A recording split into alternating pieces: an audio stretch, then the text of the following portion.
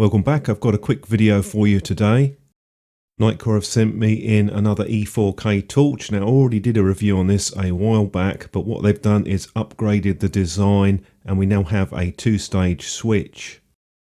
What I thought I would do is just quickly show you the user interface and just go over that so you can have a look at that. We still have the voltage indicator and the battery level indicator on this torch, just like the original. UI has changed quite a bit, so I'm going through that now. It is a full press for on and off.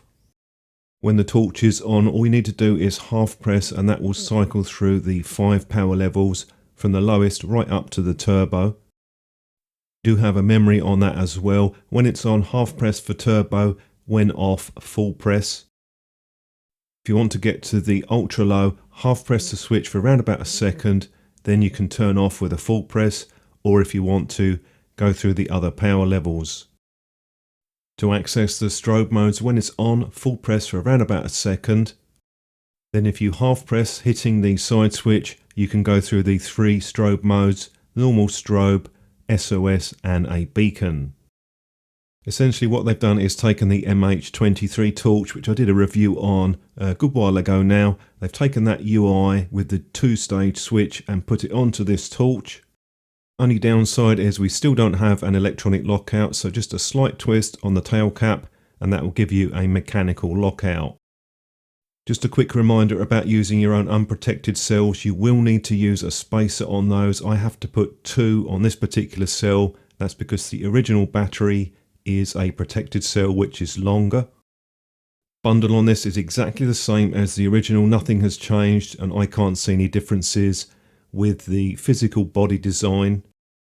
I was never particularly keen on the original UI on the E4K, so this is definitely an improvement. It's not perfect, but it may be good enough to appeal to people who dismissed the torch originally because they didn't like the user interface.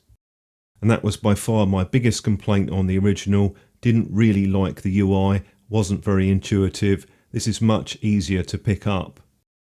So pleased to see that some of the feedback from users has got through to Nitecore and they've changed that. I'm just going to go over the beam shots again just to give you a reminder on those. This is quite a floody torch, perhaps not as floody as the Tiny Monster 9K that I looked at in my last video. Does have a bit more focus compared to that torch.